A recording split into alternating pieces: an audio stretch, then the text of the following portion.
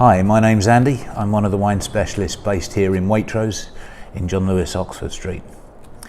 Tonight, our offering for English Wine Week is one of those rarest of creatures, an English dessert wine. This is Denbies Noble Harvest 2016.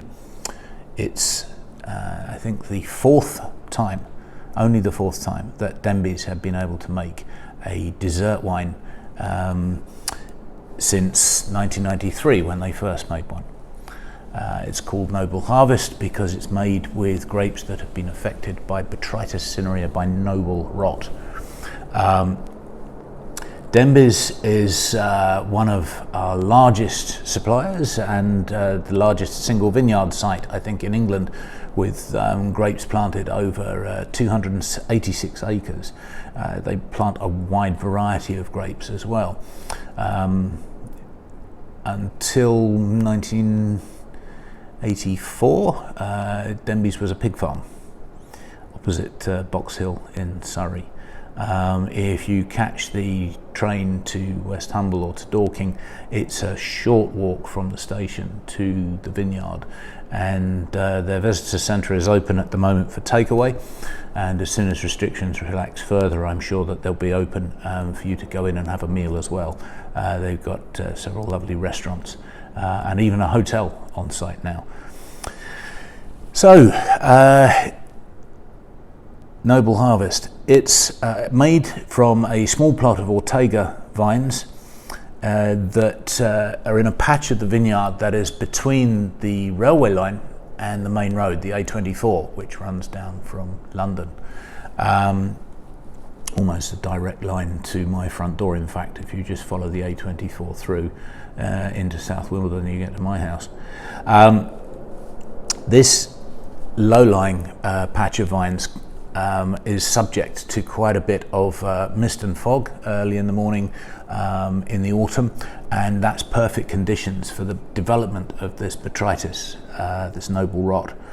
It was first noticed in 1993 by a visiting German exchange student who he was over from Geisenheim, and Denbies had a program at the time encouraging winemakers from young winemakers from all over the globe to come and have a go at making wine in England, and he persuaded them to let him harvest and vinify this little crop of Botrytis affected grapes separately to everything else. And very, very small number of bottles, I think 600 bottles the first harvest, and it proved very, very popular. So whenever the conditions have presented themselves since, they've made this wine, and we're fortunate in that 2014, 2015 and 2016 there were the conditions to make the Noble Harvest. The grapes are picked in early October, so quite a bit deal later than most of the other grapes in the vineyard.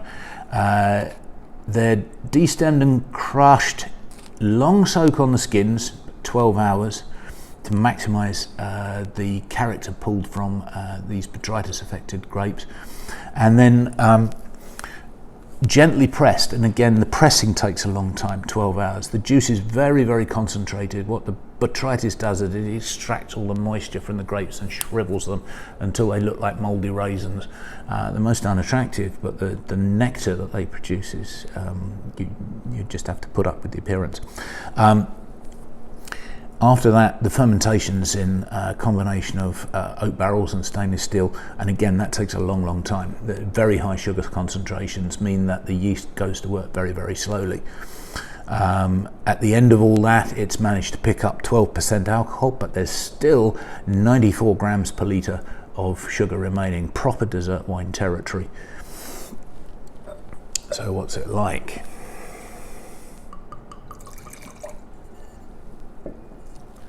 Well, it's a lovely pale gold in colour, got that proper dessert wine appearance. Viscous too, it's clinging to the glass. You probably can't see the legs on that, it's very difficult to see with this camera, but it's clinging to the glass and running slowly back down into it.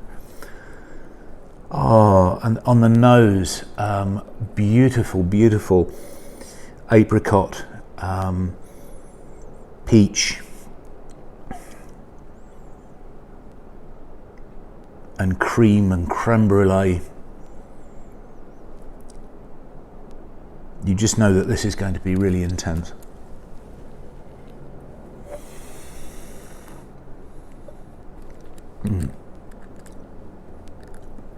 And it is.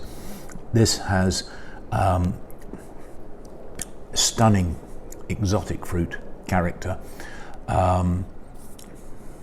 dried apricots in particular, but mango and papaya, a whole array of dried tropical fruits, and that creamy note that's very distinct, creamy honeyed note that's very distinctive of botrytis affected wines. This is absolutely delicious. A great English alternative to Sauterne or German beer and Auslese. It's a wonderful foil to blue cheese, to duck liver pate, fairly light desserts, so fruit-based desserts, maybe as rich and as sweet as creme caramel, but no heavier than that.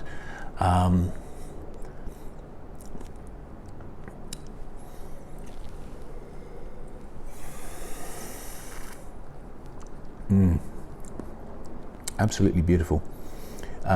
Made for us by John Woronchak, as was last night's wine. He's responsible for all the winemaking at Denbies, and we owe you a debt of thanks for this, John.